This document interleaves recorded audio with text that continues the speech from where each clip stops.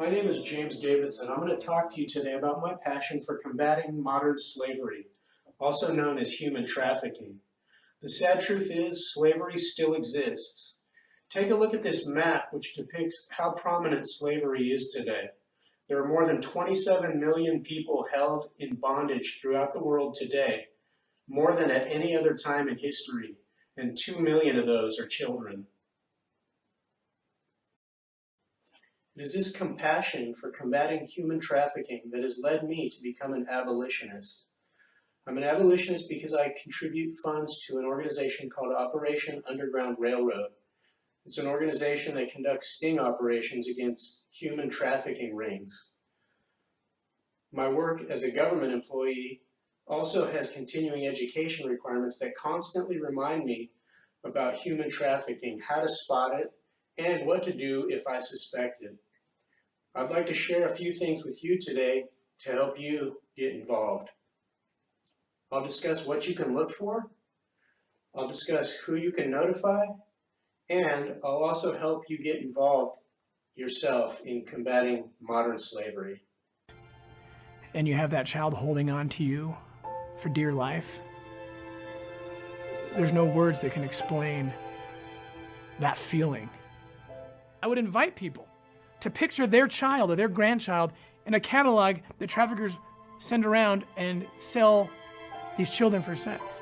Imagine your child in that catalog. If me and my team don't find these kids and go for these kids, no one is going to. It's our job. We have to do something. We all have to do something. Okay guys, so the first thing I want to talk with you about is what to look for. It is absolutely true that slavery is happening in our country today, right now, as we speak. Children are being sold for sex trafficking. It may be difficult to understand how this can happen today, but here are some things you can look for. While this is not an exhaustive list, these are some key red flags that could alert you to a potential trafficking situation that should be reported.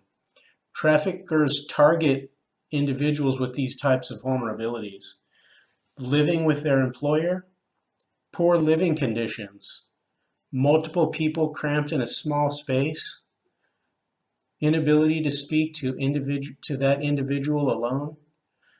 Their answers may be scripted or rehearsed.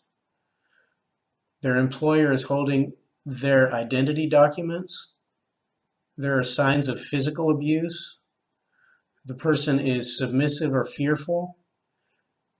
They barely get paid, or they get paid not at all.